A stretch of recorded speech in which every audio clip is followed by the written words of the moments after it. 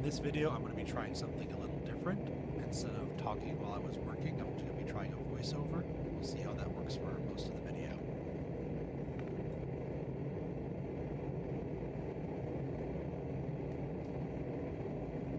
We're going to be working on making a belt hook, something that could be useful if you're going to like a Renaissance fair or a LARP for holding your keys or a mug or anything you wanted to hang on it. We're going to be starting with about a 5-inch piece of 1/4 by 3/4 inch flat stock and end up hopefully with something that looks about like this. Got the forge lit up, the metal's getting warm, so let's get started.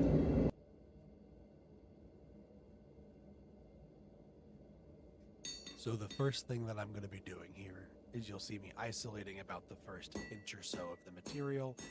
This is what's going to be drawn out to be the hook, the actual hook portion of this belt hook. And you'll see me rotating what side that I'm hammering on, and that helps to keep the isolation more even towards the center of the metal. And then laying it on the flat side and hammering that way to keep the thickness as even as I can throughout. And so we're looking to draw this out from about 1 inch to about 3 inches or so, looking to get it to be about a 1/4 inch square, maybe a little bit less, at least to start out with.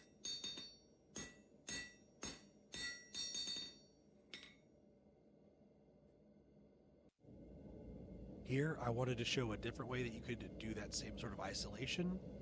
This is using a guillotine tool, and it performs the same task as using the shoulder of your anvil, but just in a different way. There's a lot of different ways you can do all of these skills, just depending on the tools that you have on hand.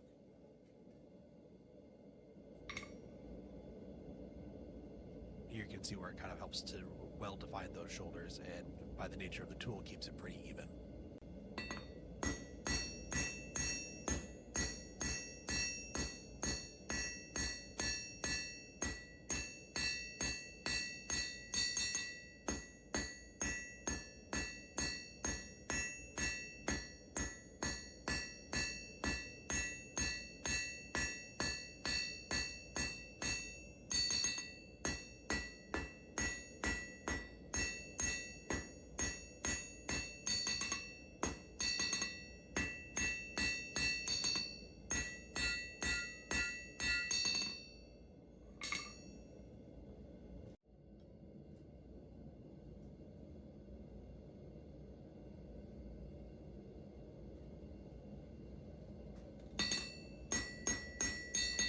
Here I just start by giving it some nice light even blows to help to straighten everything out, even out the drawn portion, and really start to get the end of that taper defined.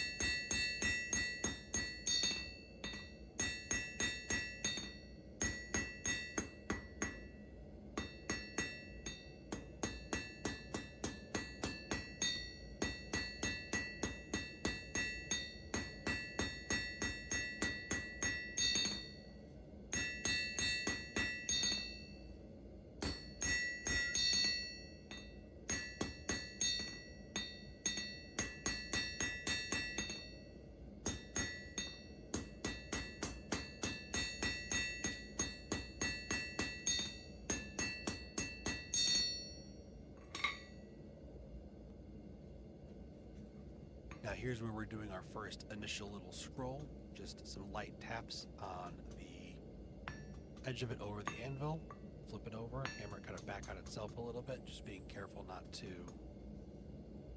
fold it over and actually like crush it.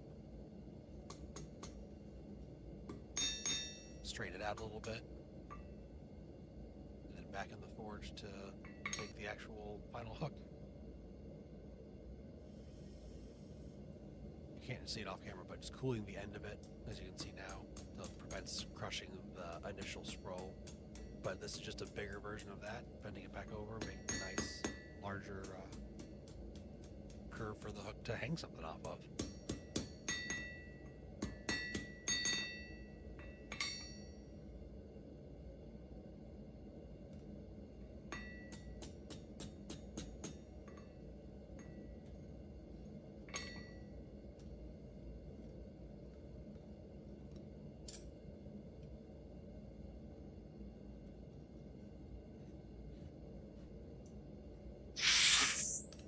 I'm switching tongs here because it's always important to make sure that you're using the right tool for the right job. And since I'm going to be switching how I'm going to be gripping the metal, I'm switching tongs and got out a piece of steel that's going to be used to make sure that my gap doesn't get too narrow. It's just another piece of the 1/4 by 3/4 steel. And so here I'm hammering on the end of the anvil to start a corner, to start to fold it over, to make sure I get it so it's about nice and even.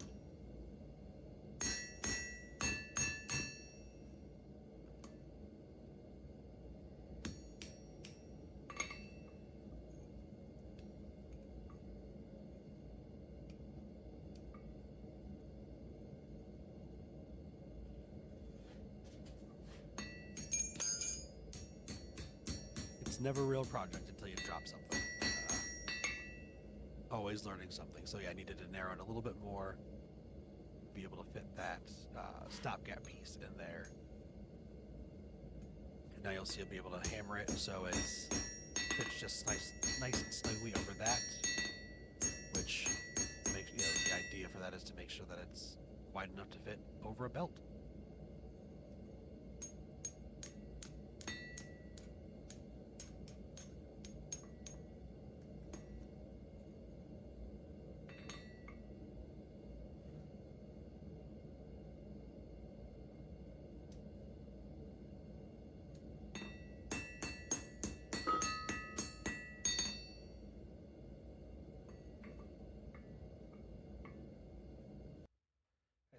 Gap in there that we're going to give it a test, and hopefully it fits on my standard size leather belt.